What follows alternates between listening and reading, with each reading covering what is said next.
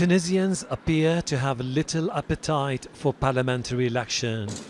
Fewer than 10% showed up to vote, the lowest turnout since democracy was established 11 years ago.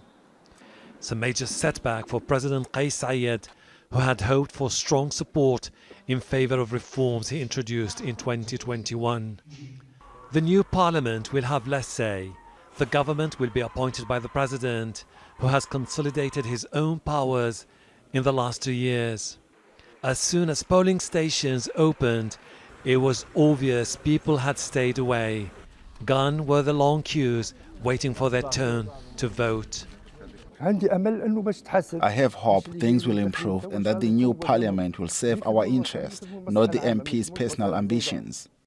This election was seen as another step in a roadmap President Saied introduced when he suspended parliament, sacked the government and introduced major political changes more than a year ago. The National Salvation Front, a coalition of opposition parties, boycotted the election. Despite the low turnout, a defiant President Saied defended the election as a crucial step to build a lasting democracy.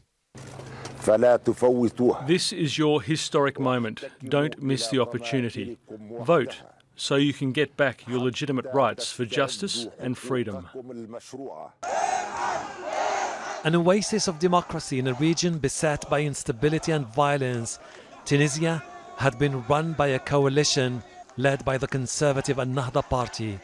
But oftentimes, consensus didn't work, major reforms were delayed, progress slowed, and people's frustrations got worse. Last year, Kais Saied stepped in, expanding his powers and limiting the role of the country's independent judiciary. Opponents accused him of carrying out a coup. The Arab Spring began here in Tunisia, galvanizing millions across the region to call for political freedom and economic reforms. But 12 years later, Tunisia looks different, its political landscape changed by President Kais Saied, who insists dissolving the parliament and changing the constitution were necessary measures to prevent a descent into civil war. But his opponents say the country is sliding into authoritarian rule. Hashmar Bara, Al Jazeera, Tunis.